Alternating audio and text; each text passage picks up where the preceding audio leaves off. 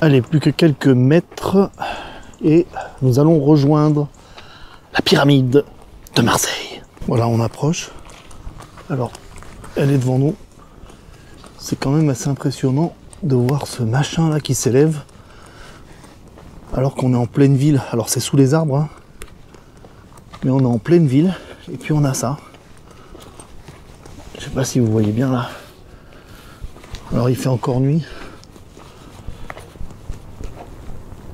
Donc vous voyez peut-être pas grand chose, mais elle est là devant moi. C'est assez insolite, on va dire. Voilà. Faire un petit tour.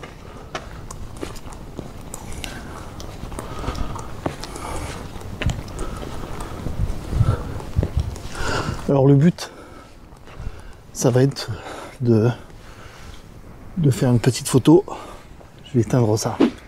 Il y a des voitures qui passent, c'est pas très discret.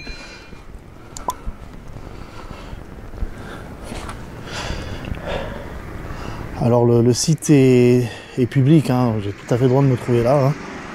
C'est ouvert absolument à tout le monde, mais j'aime bien venir le matin quand il n'y a personne. Voilà. Alors je suis pas à l'abri d'avoir quelqu'un qui promène son chien tout simplement. Voilà, hein, puisqu'on est au milieu des habitations. Donc voilà, donc je voulais faire une petite photo insolite avec vous. Vous faire visiter donc cette petite pyramide. Alors, vous voyez là, c'est l'entrée de la pyramide. Elle est là. Alors, fut un temps, on pouvait rentrer à l'intérieur. Voilà, ça. Vous voyez, donc là maintenant, on a un mur. Voilà, il a été... la pyramide a été bouchée parce que l'intérieur était jonché de détritus, etc. Donc maintenant, on ne peut plus accéder. Alors, nous avons du sable au pied de la pyramide. Alors de ce que j'ai lu, ça a été construit sur une ancienne sablière, donc c'est normal qu'on ait du sable comme ça. Voilà, donc plus qu'à attendre que le jour se lève un petit peu pour faire une petite photo. Alors il y a des passants, hein, je viens de me faire griller. En fait, j'étais en train de vous parler, il y a un passant qui m'est passé juste devant. Il a dû se dire, mais il est cinglé ce mec. Qu'est-ce qu'il fout là avec son projecteur à parler une caméra. Bref, voilà. Vis ma vie de mec chelou. Bon, j'essaye de prendre une photo de la pyramide. C'est pas évident, une espèce de contre-jour. Puis ça va pas être, je pense, très spectaculaire. Donc voici mon appareil photo qui est là. Et la pyramide qui est en face. Voilà. Mais c'est assez compliqué à faire. Bon, ça sera peut-être pas la photo du siècle, mais au moins, je vous aurai fait visiter ce petit monument insolite marseillais qu'on ne s'attend pas forcément à trouver dans les villes. Là, hop, on appuie, retardateur, et clac, hop, je cache la lumière parce que ça va capter la lumière.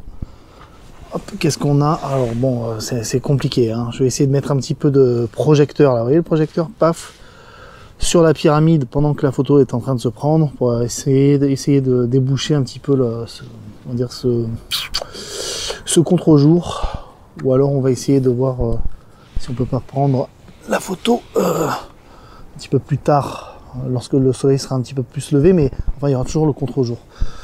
Là nous sommes en pleine Pinède, vous voyez la Pinède, très jolie Pinède, dans une zone résidentielle, hein. Les habitations sont pas très loin. Là-bas, vous en avez une déjà, qui est toute près, qui est tout près. Voilà, là, la route qui passe ici, vous voyez, hein, vous n'êtes pas à l'abri de croiser quelqu'un qui promène son chien, quoi, tout simplement, et qui me prenne pour un dingo, puisque je parle à une caméra, avec un projecteur, comme c'est arrivé tout à l'heure. Bon, bref. Bon, je pense que vous me voyez mieux maintenant. Je pense que je vais pas obtenir quelque chose d'extraordinaire en termes photo, mais en tout cas, ça me fait pour moi l'occasion de vous faire visiter cette pyramide. Voilà, donc c'est dans un très joli quartier en tout cas qui est en train de se réveiller. Hein. J'entends des voitures commencent à passer puisque les gens vont travailler. Et ça se réveille tout doucement. Alors, je viens de faire la connaissance avec Bigot, un petit caniche. Je crois que c'est un caniche. Hein. Voilà. Donc la personne promenait son chien. C'est marrant, c'est vraiment... J'ai l'impression que c'est un passage à chien en fait. Parce que c'est vraiment un passage sablé. Et j'ai pas vu trop de crottes par terre, mais ça doit passer pas mal pour les chiens. Là, c'est dommage que je puisse pas rentrer, comme je vous disais tout à l'heure. C'est complètement bouché quoi, hein. Voilà. Ça nous aurait fait une petite visite à l'intérieur, bon c'est pas très grand, hein, mais bon, c'était sympa aussi. Alors il me semble que j'ai lu que le haut de la pyramide était ouvert, donc les eaux de pluie rentrent à l'intérieur, ce qui fait que ça va être un petit peu inondé ou humide tout du moins. Vous voyez, les habitations sont vraiment toutes proches puisqu'on a des bâtiments ici. Là je voyais une résidence ici. Et puis alors la Pinède, la province, voilà. Et notre fameuse pyramide qui se trouve ici. Là ça descend un peu à pic, et sur ce flanc de pyramide, vous voyez, c'est un petit peu escarpé. Je sais pas trop comment c'est foutu en fait. Ça a dû s'effondrer sur l'un des côtés, je pense. Et on a pas mal de plantes là qui poussent sur les côtés là, enfin sur les flancs de la pyramide. La nature reprend ses droits. Donc on voit bien que la structure est faite en briques, hein. On voit les briques, hein. C'est pas des Égyptiens qui sont venus, qui ont fait l'ouvrage, hein. Quand même pas. Ça se saurait. Une pyramide en pleine ville. C'est quand même pas courant. Donc vous voyez là les plantes aromatiques, je sais pas ce que c'est trop comme plante, si vous savez, dites-le moi dans les commentaires. Ça ressemble un petit peu à du romarin, enfin bref. Voilà, je vais essayer de pas me casser la figure sur les rochers. Je suis spécialiste pour me casser la figure.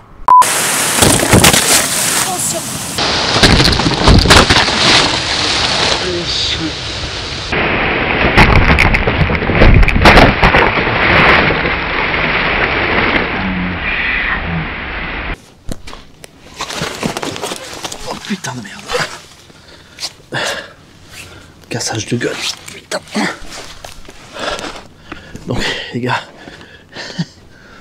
vous m'avez vu me casser la gueule en direct. Vous voyez là, ce matin il fait un peu froid et ça gèle et le sol est extrêmement glissant. Je viens de me péter la tronche par terre. Alors heureusement que j'avais mon sac derrière là, sur le dos, parce que sans ça je crois que je m'éclatais en fait. Cette pyramide est à l'origine un élément décoratif du château de Dominique Bastide, un riche négociant marseillais. Après la construction de ce château, Dominique Bastide fera élever cette pyramide aux alentours de 1804, peu après la campagne d'Égypte de Napoléon de 1798 à 1801. En 1809, le fils de Dominique Bastide, Camille, meurt à l'âge de 2 ans. Effondré par le chagrin, son père fait de cette pyramide sa sépulture, dans laquelle reposera aussi sa compagne. En 1806, ruiné par le blocus anglais, Dominique Bastide quitte son château. C'est ensuite le roi exilé Charles IV d'Espagne qui l'occupe jusqu'en 1812 et influera ainsi sur le nom du quartier, le quartier du roi d'Espagne. Les 2 corps qu'abritait la pyramide ont fini par être déplacés au cimetière Saint-Charles, puis au cimetière Saint-Pierre, son remplaçant, dans les années 1850. Aujourd'hui ne reste de ce château fastueux que la pyramide, qui malgré un bon état de conservation reste marquée par les affres du temps et quelques actes de vandalisme.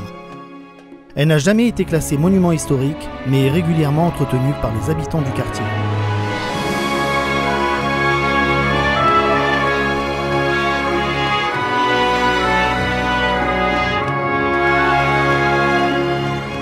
Donc vous voyez là, la Pinède, la province, tout autour de moi.